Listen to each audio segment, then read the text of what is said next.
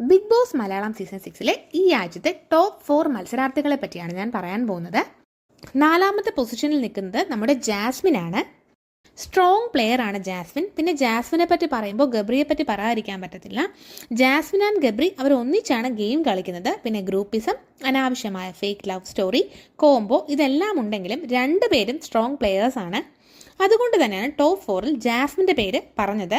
ഇവർ രണ്ടുപേരും കൂടെ ഇല്ലായിരുന്നുവെങ്കിൽ നമ്മുടെ മലയാളം ബിഗ് ബോസ് സീസൺ 6 ഒരു കണ്ടന്റ് ഇല്ലാതെ ഇരുട്ടിൽ തപ്പുന്നത് പോലെ ആയിപ്പോയേനെ.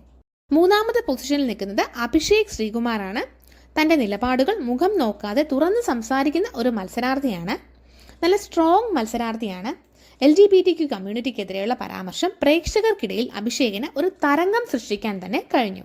2ാമത്തെ പൊസിഷനിൽ നിൽക്കുന്നത് മറ്റാരുമല്ല, നമ്മുടെ സിബിൻ തന്നെയാണ്.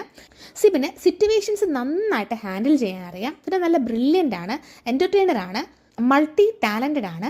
വൈൽഡ് കാർഡ് എൻട്രിയിലൂടെയാണ് വന്നതെങ്കിലും പെട്ടെന്ന് തന്നെ ഓഡിയൻസ് ആയിട്ട് കണക്ട് ചെയ്യാനും പറ്റി. പിന്നെ മാനിപ്പുലേറ്റർ ആണെന്നും ദുഷ്ടനാണെന്നും മനുഷ്യത്വം ഇല്ലാത്തവനാണെന്നും ഒക്കെ പറയുന്നവരുണ്ട്.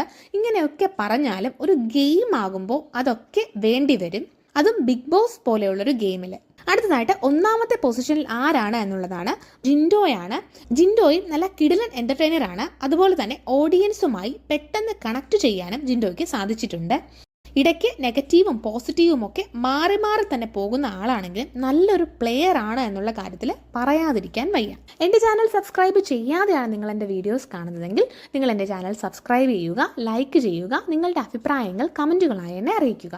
Thanks for watching.